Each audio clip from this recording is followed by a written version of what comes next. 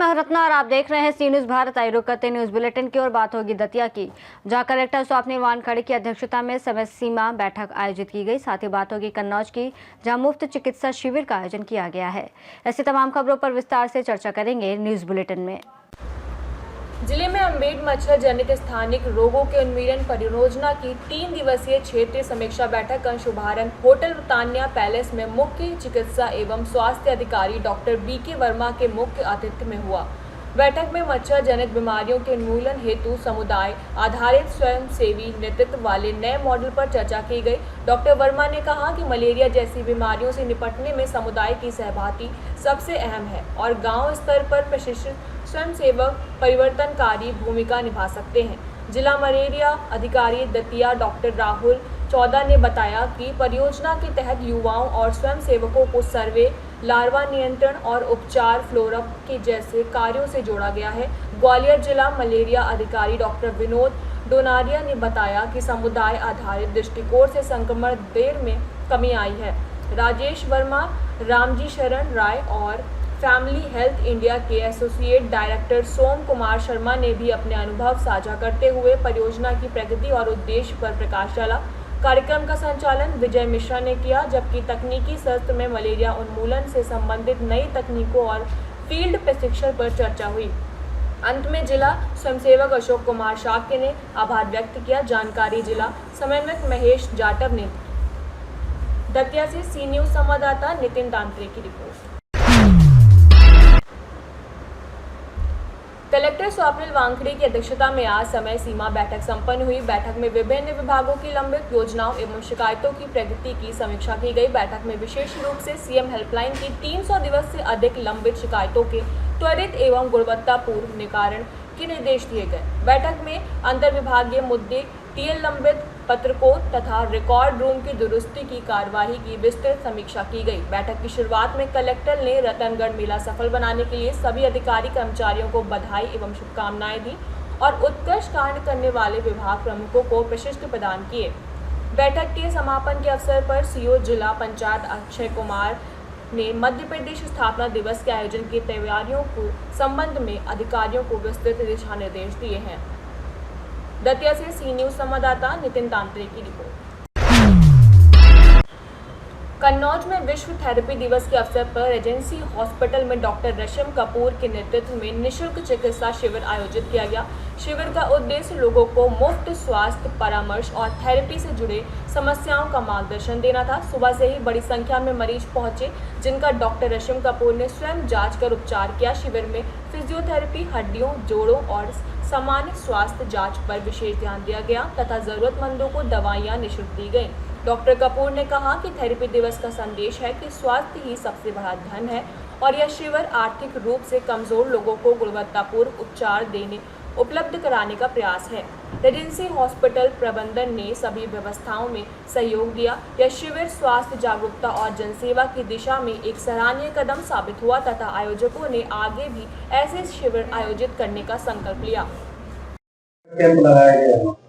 आज रेजेंसी कन्नौज में विश्व ऑक्यूपेशनल थेरेपी डे के उपलक्ष्य में एक फ्री कैंप का आयोजन किया है, जिसमें जो बच्चे सामाजिक तौर पर सकुशल नहीं होते हैं, मानसिक या शारीरिक विकास नहीं हो पाता है, उनका फ्री में असेसमेंट और ट्रेनिंग कराया गया है और वही आज कार्यरत है यहाँ पर। कैंप के जरिए से हम सभी में ये संदेश देना चाहते हैं कि यदि आपके किसी भी बच्चे को, किसी बड़े को कोई परेशानी है और यहाँ पर उस चीज की सुविधा उपलब्ध नहीं है, तो हम वो सारी सुविधाएं मुहैया कराएंगे, वो भी मुफ्त में और सबसे कम दरों में। रेजेंसी क्लिनिक कन्नौज में खोलने का एक मुख्य उद्देश्य ये है कि यहाँ के लोगों को बहुत ज्यादा परेशानी होती है, कई पेशेंट रास्ते में डेथ भी कर जाते हैं। यहाँ से बड़े मल्टी सुपर स्पेशलिटी डॉक्टर नहीं मिलते हैं इजीली। वो यहाँ रहने पे अगर हम मुहैया करा सकें सभी को, तो इससे बेहतर समाज कल्याण के हित में कुछ नहीं हो सकता। रेजेंसी हॉस्पिटल में जिस तरह सभी शहरों में सुविधाएं उपलब्ध हैं, क्या कन्नौज के रेजेंसी में सुविधाएं? यहाँ पर अभी शुरुआती तौर पर काफी कुछ किया गया है। आगे जैसे जैसे हम इसको बढ़ा पाएंगे, कोशिश करेंगे कि विश्व स्तरीय डॉक्टर भी यहाँ आकर बैठें और आप सभी के समाज कल्याण के लिए काम करें और आप लोगों को चिकित्सा प्रदान करें। सर क्या नाम आपका? मेरा नाम डॉक्टर चेतन यादव है। मैं बाल रोग चिकित्सक हूँ और व्यवसायिक तौर पर काम करता हूँ। सर इसमें सर्दी और गर्मी का मौसम, अगर सर्दी और गर्मी का जो मौसम चल रहा है, इसमें सर्दी जुकाम आम, कई बार इन्फ्लुएंजा, जिन बच्चों को सही से टीकाकरण वगैरह नहीं होता है, वो केस इस टाइम पर इस तरीके से सीवियर हो जाते हैं कि उनको बचाना काफी परेशानीदायक होता है। चिकित्सक जो है इसके अंदर आपको हेल्प करता है। जैसे किसी को पैरालिसिस हो गया, लकवा आ गया, ठीक है, मुंह का लकवा आ गया, तो उनको दिक्कत होती है खाना चबाने करने में, ठीक है।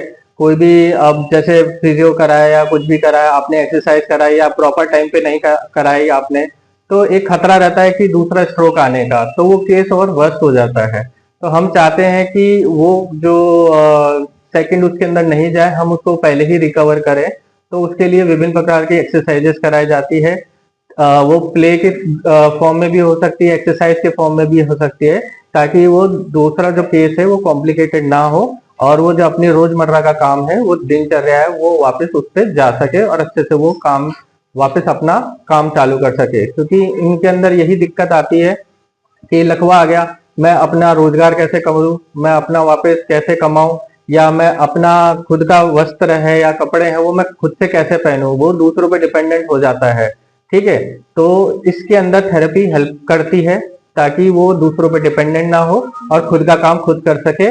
और बाकी जो चीजें हैं, अगर एक तरह की कोई समस्या, अगर किसी को इस तरह की दिक्कत आती है तो वो रीजेंसी हॉस्पिटल और अमृता रिहेबिलिटेशन पे संपर्क कर सकता है, जो कि हम अपनी एक ब्रांच कन्नौज में डालने जा रहे हैं। तो आप वहां पे आप जरूर संपर्क कर सकते हैं। का कोई कांटेक्ट नंबर है? उसका कांटेक्ट नंबर आपको रीजेंसी हेल्पलाइन कन्नौज। कन्नौज से सी न्यूज संवाददाता शिबू की रिपोर्ट। निचलौल ब्लॉक के ग्राम बढ़हरा चरगा में कुट्टी टोला पर बनी आई लव बढ़हरा चरगा आकर्षण का केंद्र बना हुआ है। इस रास्ते से आने जाने वाले राहगीर इसे सेल्फी पॉइंट के रूप में प्रयोग कर रहे हैं। इसको लेकर डीपीआरओ श्रेया मिश्रा ने ट्वीट करके ग्राम प्रधान को बधाई दी है। ग्राम प्रधान राजकुमार कुशवाहा ने बताया कि सरकार ने हर ग्राम पंचायत में पीपल के वृक्ष के किनारे चबूतरा बनवाकर सुंदरीकरण कराने का निर्देश दिया है। ग्राम प्रधान ने बताया कि इससे पहले भी प्राथमिक विद्यालय, खेल मैदान, सीएससी सेंटर और आंगनवाड़ी केंद्र शिक्षा का बेहतरीन मॉडल बना है, जहां बच्चों को उत्कृष्ट शिक्षा के साथ खेल कूद गतिविधियों में भी प्रवेश किया जा रहा है। शिक्षक नियमित रूप से विद्यार्थियों को ज्ञानवर्धक संदेश देते हैं, जिसकी सराहना डीईओ पंचायत विनय कुमार पांडे, बीडीओ शमा सिंह तथा डीपीआरओ ने की। हो गया है। हम इस वक्त निचलौल विकासखंड के ग्राम सभा बढ़हरा चरगा में हैं। ये देखिए, ये आकर्षण का केंद्र बना हुआ है और हमको लग रहा है कि 108 ग्राम सभा में निचलौल विकासखंड में किसी ग्राम सभा में इस प्रकार का आई लव बढ़हरा चरगा, ये सेल्फी पॉइंट एक तरह से बना।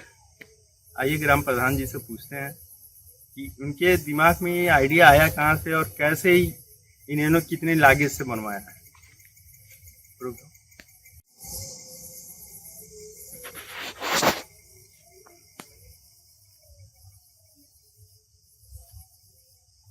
ये आप देख सकते हैं, लाइट कितना, आप ऊपर आ जाइए।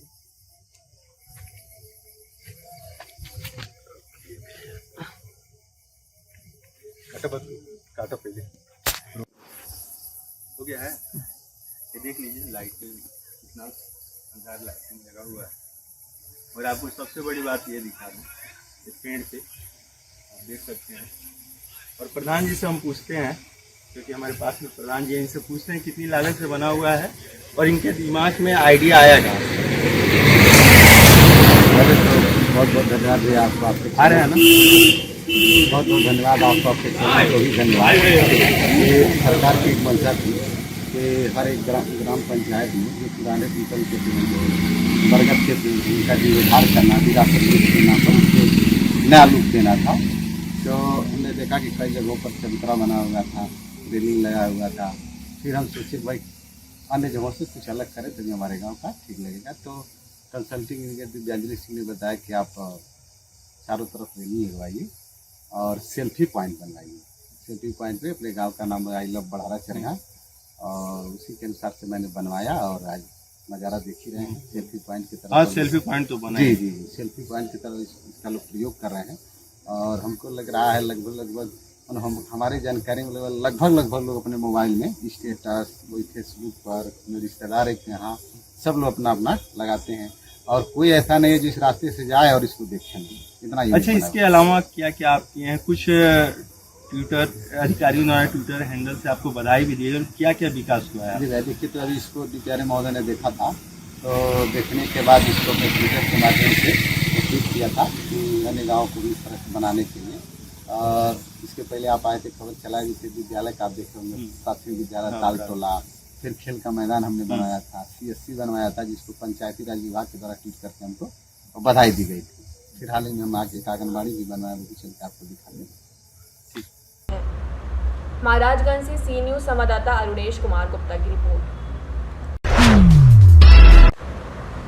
पिछोर पुलिस ने एक बड़ी कार्रवाई करते हुए हत्या के प्रयास के मामले में शामिल 4 आरोपियों को मात्र 48 घंटे में गिरफ्तार कर लिया है। पुलिस ने आरोपियों से अवैध हथियार और 2 मोटरसाइकिल भी बरामद की है। घटना 26 अक्टूबर 2025 की है, जब फरियादी संजय लोधी ने रिपोर्ट दर्ज कराई थी कि उसने मनोज लोधी ने विवाद के चलते मिलने के लिए 0 पॉइंट पर बुलाया। वहां पहुंचने पर मनोज उर्फ सागर लोधी, ब्रजेंद्र लोधी और कुछ अन्य लोग मौजूद थे। विवाद के दौरान ब्रजेंद्र लोधी ने जान से मारने की नीयत से गोली चलाई, जो पास से गुजर रहे संतोष लोधी के हाथ में लगी। गोली लगने के बाद आरोपी वहां से फरार हो गए। पुलिस ने आरोपियों के कब्जे से 32 बोर की पिस्टल, 1 देशी कट्टा तमंचा, जिंदा राउंड और 2 मोटरसाइकिल जब्त की है। सभी आरोपियों को गिरफ्तार कर माननीय न्यायालय पिछोर में पेश किया गया। इस कार्रवाई में सराहनीय भूमिका थाना प्रभारी निरीक्षक उमेश उपाध्याय, रामकिशोर जोशी, BL दोहरे की। सर, अभी परसों जो घटना हुई है उसमें आरोपी गिरफ्तार हुई, क्या कुछ मामला था?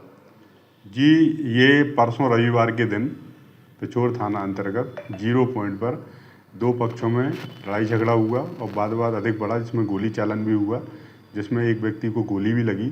तो उसी क्रम में तत्काल मामले की गंभीरता को देखते हुए पुलिस मौके पर पहुंची और पुलिस ने तत्काल हत्या के प्रयास और अन्य सुसंगत धाराओं में अपराध कायम किया। इसी क्रम में थाना प्रभारी को मुखबिर द्वारा सूचना मिली है कि घटनाक्रम में शामिल कुछ आरोपी इधर उधर भागने की फिराक में हैं, तो तत्काल टीम रवाना करके घटना में शामिल ब्रजेंद्र लोधी, मनोज लोधी, धर्मेंद्र लोधी और शैलेंद्र केवट को घटना में प्रयुक्त जो हथियार है उसके साथ और मोटरसाइकिल के साथ गिरफ्तार कर लिया गया है, जिसे आज माननीय न्यायालय में पेश किया जा रहा है। शेष कुछ आरोपी और हैं? जी, अभी इसमें 3-4 आरोपी और हैं, जिनकी तलाश के लिए लगातार पुलिस दबिश दे रही है। उन्हें भी जल्दी गिरफ्तार किया जाएगा। शिवपुरी से सी न्यूज संवाददाता ऋषि गोस्वामी। इस बुलेटिन में फिलहाल इतना ही। देश और दुनिया की तमाम बड़ी खबरों के लिए देखते रहिए सी न्यूज भारत।